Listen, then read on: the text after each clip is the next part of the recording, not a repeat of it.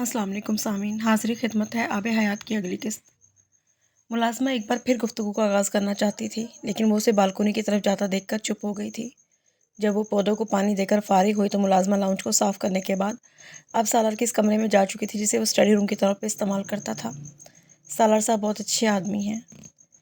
तकरीबन 1.5 घंटे के बाद अपार्टमेंट की सफाई करने के बाद इमामा ने उसे चाय का पूछा। चाय पीते मुलाज़मा ने एक बार फिर बातों का सिलसिला शुरू कर दिया। इमामा उसके तबसरे पर सिर्फ मुस्कुराकर खामोश हो गई। आप भी उनकी तरह नहीं बोलती? मुलाज़मा ने उसके बारे में पहला अंदाज़ा लगाया। अच्छा, सालार भी नहीं बोलता? इमामा ने जानबूझकर उसे गुफ्तगू का मौजू बनाया। हाँ जी, हमीद भी यही कहता है साहब के बारे में। मुलाज़मा ने शायद सालार के मुलाजिम का नाम लिया था। लेकिन बाजी, बड़ी हया वाले हैं आपके आदमी, बहुत हया है उनकी आंख में। उसने मुलाज़मा के जुमले पर जैसे बेहद हैरान होकर उसका चेहरा देखा। मुलाज़मा बड़ी संजीदगी से बात कर रही थी। इसे फुरकान साहब हैं? वैसी ही आदत है सालार साहब की। फुरकान साहब तो खैर बाल बच्चे वाले हैं, लेकिन सालार साहब तो अकेले रहते थे। मैं तो कभी भी इस तरह अकेले मर्दों वाले घर में काम नहीं करूं। बड़ी दुनिया देखी है जी मैंने, लेकिन यहाँ काम करते हुए कभी आंख उठाकर भी नहीं देखा साहब ने मुझे। मैं कई बार सोचती थी कि बड़ी ही नसीब वाली औरत होगी जो इस घर में आएगी। मुलाज़मा फराटे से बोल रही थी। हीटर के सामने सोफे पे नीम दराज इमामा उसकी बातें सुनती किसी सोच में गुम रही। मुलाज़मा को हैरत हुई थी कि बाजी अपने शौहर की तारीफ पर खुश क्यों नहीं हुई। बाजी क्या खुश होती, कम से कम उसे तवक्को तो थी इससे कि वो इस घर में काम करने वाली किसी औरत के साथ तो इन्वॉल्व भी नहीं हो सकता। वो मर्दों की बड़ी ही बदतरीन किस्म होती है जो घर में काम करने वाली मुलाज़माओं पर भी नज़र रखते हैं, और सालार कम से कम इस किस्म के मर्दों में शुमार नहीं हो सकता था।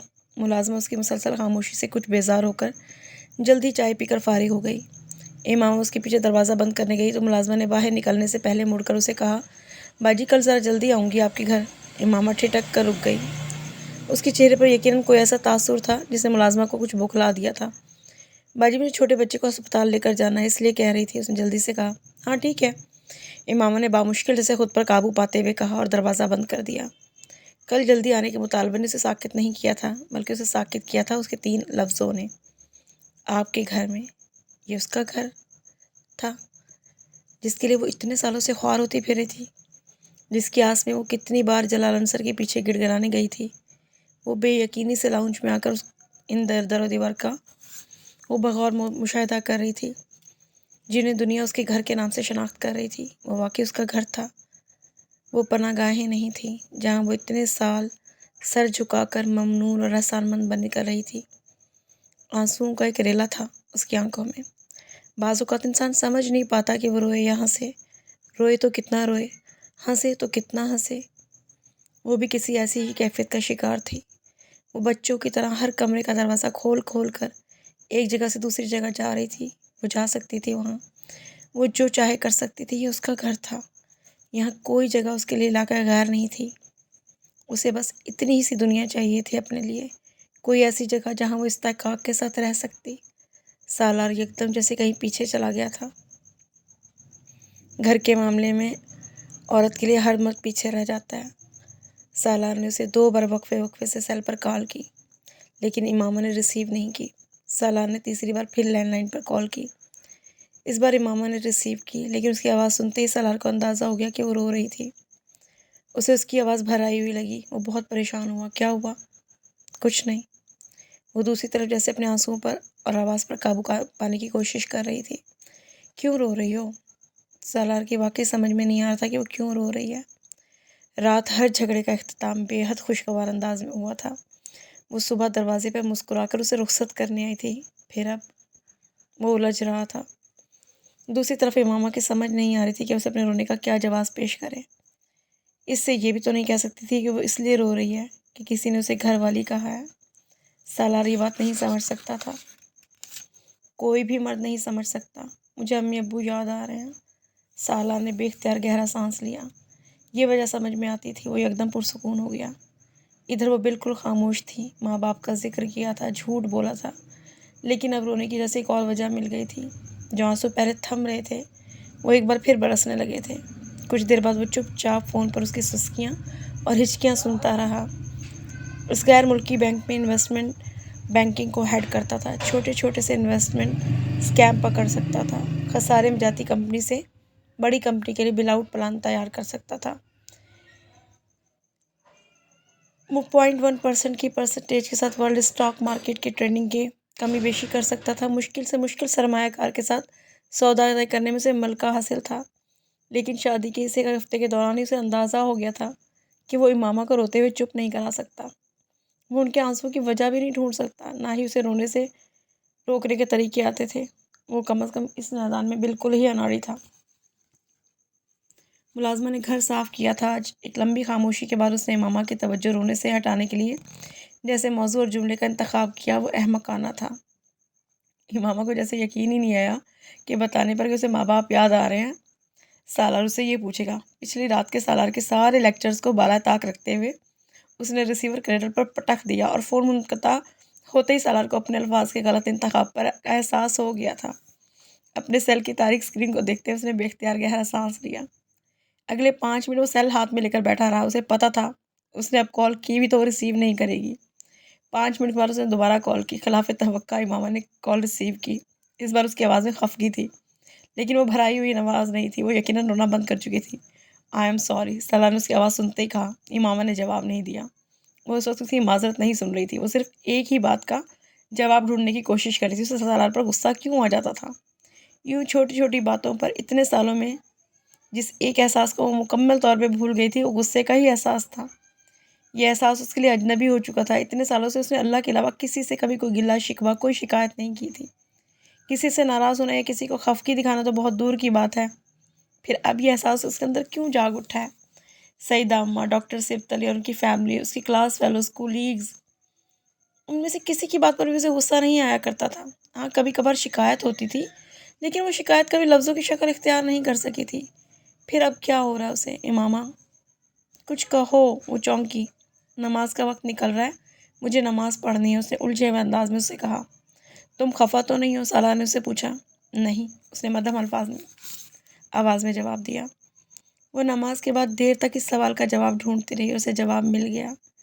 9 سالوں میں اس نے پہلی بار اپنے لیے کسی زبان سے محبت کا اظہار سنا تھا۔ وہ احسان کرنے والے کے ہجوم میں تھی، پہلی بار محبت کرنے والے کے حصار میں آئی تھی۔ گلہ شکوہ، ناز نخرہ، غصہ، خفگی، یہ سب کچھ نہ ہوتا۔ اسے پتہ تھا کہ وہ جب روٹھے گی اسے منا لے گا، وہ خفا ہوگی تو اسے وضاحتیں دے کر دے گا۔ مان تھا یا گمان، لیکن جو کچھ بھی تھا غلط نہیں تھا۔ اتنے سالوں میں جو کچھ بھی اندر جمع ہو گیا تھا وہ کسی لاوے کی طرح نکل رہا تھا۔ آہستہ آہستہ وہ نارمل ہو رہی تھی۔ شام کو سالار اسے خوشگوار موڈ میں دیکھ کر حیران ہوا۔ یہ خلاف توقع تھا، خاص طور پہ دوپہر والے واقعے کے بعد۔ لیکن اس رات وہ اسے ڈنر کے لیے کہیں باہر لے گیا۔ وہ بے حد نروس تھی، لیکن بے حد ایکسائٹڈ بھی تھی۔ وہ کتنے سالوں بعد یوں کسی ریسٹورنٹ کے اوپن ایئر حصے میں بیٹھ کر باربیکیو کھا رہی تھی۔ کھانے کے بعد وہ دونوں ونڈو شاپنگ کی نیت سے مارکیٹ چلے گئے۔ سالار نے بڑی نرمی اور توجہ سے اسے خود کو سنبھالنے کا موقع دیا۔ اس سے ہلکی پھلکی باتیں کرتا رہا۔ کھانا ختم کرنے تک تو وہ نارمل ہو چکی تھی۔ عید کی خریداری کی وجہ سے مارکیٹ میں اس وقت کافی گہما گہمی تھی۔ وہ بہت عرصے بعد وہاں آئی تھی۔ مارکیٹ کی شکل ہی بدل چکی تھی۔ وہ بے حد حیرت سے نیو برانڈز کی دکانوں کو دیکھتے ہوئے وہاں سے گزر رہی تھی جو 8-9 سال پہلے وہاں نہیں تھی۔ ڈاکٹر صفت علی کی بیٹیاں یا سعیدہ اماں کے بیٹے اپنی فیملیز کے ساتھ جب بھی آؤٹنگ کے لیے باہر جاتے تھے وہ اسے بھی ساتھ لے جانے کی کوشش کرتے تھے، لیکن ان کے ساتھ باہر نہ جانے کا فیصلہ اس کا اپنا ہوتا تھا۔ وہ ان میں سے کسی کے لیے بھی مزید کسی مصیبت کا باعث نہیں بننا چاہتی تھی۔ شادی کو وہ صرف رہنے کی جگہ کی تبدیلی سمجھ رہی تھی۔ حالات کی تبدیلی کے بارے میں اس نے کبھی نہیں سوچا تھا، لیکن معجزات ہوتے ہیں، شاذ و نادر ہی صحیح، لیکن ضرور ہوتے ہیں۔ کچھ لوگ ہی؟ سالار کی آواز پر وہ بے اختیار چونکی۔ ہاں، کافی، اس نے جھجک کر کہا۔ میں شاپنگ کی بات کر رہا ہوں، اس نے کہا۔ نہیں، میرے پاس سب کچھ ہے، امامہ نے مسکرا کر کہا۔ وہ تو اب میرے پاس بھی ہے۔ اس کے چہرے پر بے اختیار سرخی دوڑ گئی۔ تمہیں میری تعریف اچھی لگی؟ سالار، باز آ جاؤ، میں نے تمہیں یہاں تعریف کرنے کو نہیں کہا۔ وہ بے ساختہ جھیمپی۔ تم نے جگہ نہیں بتائی تھی نا، صرف یہ کہا تھا کہ مجھے تمہاری تعریف کرنی چاہیے۔ اسے چھیڑتے ہوئے محسوس ہو رہا تھا۔ امامہ نے اس بار گردن موڑ کر اسے نظر انداز کیا۔ اس کے ساتھ چلتے چلتے ایک شوکیس میں ڈسپلے پر لگی ایک ساڑی کو دیکھ کر وہ بے ساختہ رکی۔ کچھ دیر ستائشی نظروں سے اس کا ہی رنگ ساڑی کو دیکھتی رہی۔ وہاں شوکیس میں لگی یہی وہ شے تھی جس کے سامنے وہ یہ ٹھٹک کر کھڑ رک گئی تھی۔ سالار نے ایک نظر میں ساڑی کو دیکھا، اس کے چہرے کو، اور پھر بڑی سہولت سے کہا، مجھے لگتا ہے یہ ساڑی تم پر بہت اچھی لگے گی، آؤ لے لیتے ہیں۔ وہ گلاس ڈور کھولتے ہوئے بولا، نہیں، میرے پاس بہت سے فینسی کپڑے ہیں۔ ماما نے اس کے بازو پر ہاتھ رکھ کر اسے روکنا چاہا، لیکن میں نے تو کچھ نہیں دیا تمہیں شادی پر، اس لیے کچھ دینا چاہتا ہوں۔ وہ اس بار بول نہیں سکی، وہ ساڑی سے واقعی بہت اچھی لگی تھی۔ اس بوتیک سے انہوں نے نہ صرف ساڑی خریدی بلکہ چند اور سوٹ بھی لیے۔ دوسری بوتیک سے گھر میں پہننے کے لیے کچھ ریڈی میڈ ملبوسات، کچھ سویٹرز اور جوتے۔ مجھے پتا ہے تمہارے پاس کپڑے ہیں، لیکن تم میرے خریدے ہوئے پہنو گی تو مجھے زیادہ اچھا لگے گا۔ یہ سب میں اپنی خوشی کے لیے کر رہا ہوں، تمہیں خوش کرنے کے لیے نہیں کر رہا۔ اس کے پہلے اعتراض پر سالار نے بے حد رسانیت سے جواب دیا۔ امامہ نے اس کے بعد اعتراض نہیں کیا۔ اسے کچھ جھجک تھی، لیکن تھوڑی دیر میں جھجک بھی ختم ہو گئی۔ پھر اس نے ساری چیزیں اپنی پسند کی لیں۔ مجھے تم پر ہر چیز اچھی لگتی ہے، سو تم مجھ سے مت پوچھو۔ اس نے سالار کی پسند پوچھی تو اسے مسکراتے ہوئے کہا، لاؤنج کی کھڑکیوں کے کرٹنز لگانے ہیں۔ امامہ کو یاد آیا، بلائنڈر سے کیا ایشو ہے تمہیں؟ وہ چونکا، کوئی نہیں، لیکن مجھے کرٹن زیادہ اچھے لگتے ہیں خوبصورت سے۔ کیوں نہیں؟ سالار نے اپنے دلی تاثرات چھپاتے ہوئے مسکرا کر اس سے کہا۔ وہ اس سے نہیں کہہ سکا کہ اسے پردوں سے چڑ تھی۔ رات 11:15 ایک کیفے میں کافی اور کیک کھانے کے بعد وہ تقریباً 12:30 کے قریب گھر واپس آئے۔ لاہور تب تک ایک بار پھر دھند میں ڈوب چکا تھا، لیکن زندگی کے راستے کی دھن چھٹنے لگی تھی۔ گھر آنے کے بعد بھی وہ بے مقصد ان چیزوں کو کھول کر صوفے پر بیٹھ گئی۔ کتنے سالوں بعد وہ ملنے والی کسی چیز کو تشکر اور احساس مندی کے بوجھ کے ساتھ نہیں، بلکہ استحقاق کے احساس کے ساتھ دیکھ رہی تھی۔ عورتوں کے لیے بہت ساری نعمتوں میں سے ایک نعمت اس کے شوہر کا اس کی ذات پر خرچ کیا ہوا پیسہ بھی ہوتا ہے، اور یہ نعمت کیوں تھا اسے آج پہلی بار سمجھ میں آئی تھی۔ ڈاکٹر صفت علی اور اس کی بیوی ہر سیزن کے آغاز میں اسے کپڑے اور دوسری چیزیں خرید کر دیتے تھے۔ سعیدہ اماں بھی اس کے لیے کچھ نہ کچھ لاتی رہتی تھیں۔ ان کے بیٹے اور ڈاکٹر صفت علی کی بیٹیاں بھی اس کے لیے کچھ نہ کچھ بھیجتی رہتی تھیں، لیکن ان میں سے کسی چیز کو ہاتھ میں لیتے ہوئے اس نے کبھی ایسی خوشی اور سکون محسوس نہیں کیا تھا۔ وہ خیرات نہیں تھی، لیکن وہ حق بھی نہیں تھا، وہ احسان تھا، اور اتنے سالوں میں اپنے وجود پر احسانوں کا عادی نہیں بنا سکی تھی وہ۔ بے شک وہ ان کی زندگی کا حصہ ضرور بن گئے تھے۔ یہ کیسا احساس تھا جو ان چیزوں کو گود میں لیے اسے ہو رہا تھا؟ خوشی، آزادی، اطمینان، سکون، یا کوئی اور شے جس کے لیے اس کے پاس الفاظ نہیں تھے؟ کیا دیکھ رہی ہو تم؟